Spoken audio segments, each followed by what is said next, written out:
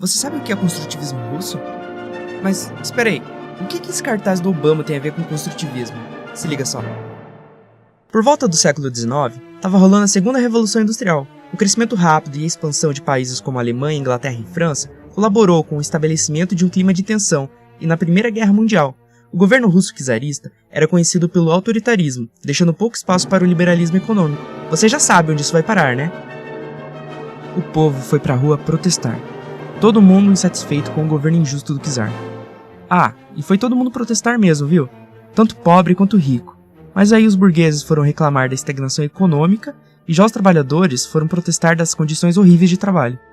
Foi através da insatisfação da galera e do caos que ficou que surgiram os ideais da Revolução Socialista e os sovietes, que eram representantes dos setores mais carentes, como o proletariado industrial, camponeses e militares de baixa patente. Os sovietes foram os caras responsáveis pelo movimento revolucionário e pelos partidos de oposição. Eles utilizavam bastante da propaganda política para atingir e incitar o povo a se unir à revolução. Utilizando meios de propaganda e lemas como paz, pão e terra, Lenin e o Partido Bolchevique conseguiram o apoio do povo e difundiram os objetivos e ideais da revolução. Após a Revolução Russa, o então líder bolchevique, Vladimir, adotou uma série de medidas tais como nacionalização de bancos, redistribuição de terras entre os camponeses, controle das fábricas pelos operários, regime unipartidário no controle do governo, retirada da Rússia da Primeira Guerra Mundial e promoção da cultura, liberdade na criação artística, intelectual e científica. A Revolução Russa inaugurou uma nova época histórica, a época da Revolução Socialista, da luta anti-imperialista e de libertação nacional e social, deixando um novo conceito de arte e design, com o desenvolvimento do construtivismo. O construtivismo se originou do suprematismo de Malevich e do cubismo sintético de Picasso, que começava a dar destaque à tipografia nas colagens de cartazes. O resultado desse movimento foi uma série de obras que uniram técnicas artísticas com recursos de linguagem e comunicação visual, que, sob a visão crítica do design gráfico, gerou peças únicas, cujas imagens transcendiam a simples representação artística, mas também comprometiam-se com o discurso político e com a disseminação dos ideais de progresso. Veja só esse cartaz, por exemplo. O signo da mão vermelha erguida transmite a ideia do apoio popular ao governo soviético.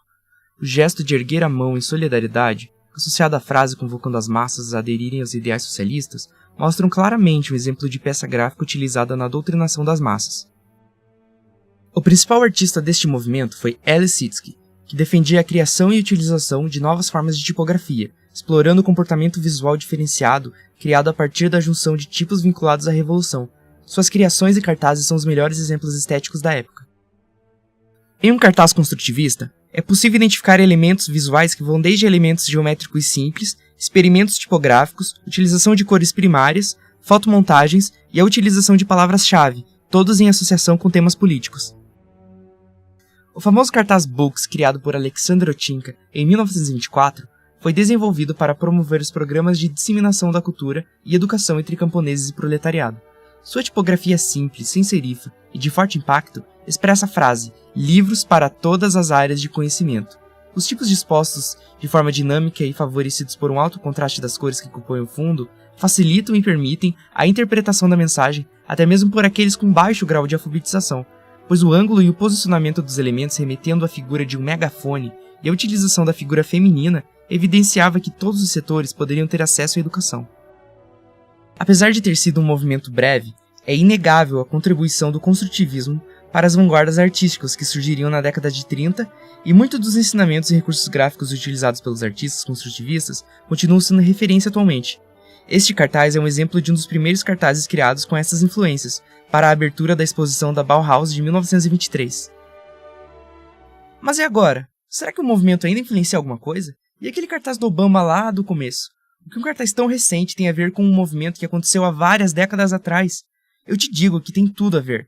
O criador daquele cartaz é Shepard Fairey, e ele é o maior artista com inspirações construtivistas que você vai conhecer atualmente. Nós já sabemos identificar uma obra construtivista, certo? Agora dá uma olhada nessas obras aqui. Todas elas são de Shepard Fairey. Percebeu alguma semelhança com o movimento? Hoje temos o estilo gráfico construtivista sendo reproduzido em alta escala por esse artista, que é considerado um dos maiores nomes do design atual. Nascido no sul da Califórnia em 1970, esse cara começou sua carreira artística ainda na faculdade, colando posters nas laterais de prédios clandestinamente, em Nova York e Providence, e conquistou fama quando colou um desenho de alto contraste enorme do lutador profissional André em cima de um outdoor de campanha para o prefeito de Providence, na época Buddy Chianti. A campanha viralizou com o título Obey the Giant, pela qual o artista é mundialmente conhecido até hoje. Por mais de 10 anos em todos os Estados Unidos, os posters Obey se espalharam, trazendo a reflexão da nossa submissão aos grandes políticos. Apesar de sempre falar que suas inspirações partem do punk rock e pop art, podemos ver características bem claras do estilo gráfico do construtivismo em suas obras. Uma série de obras em especial, as bolsas produzidas para Saks, chamou bastante atenção por sua semelhança com o construtivismo, como podemos ver aqui.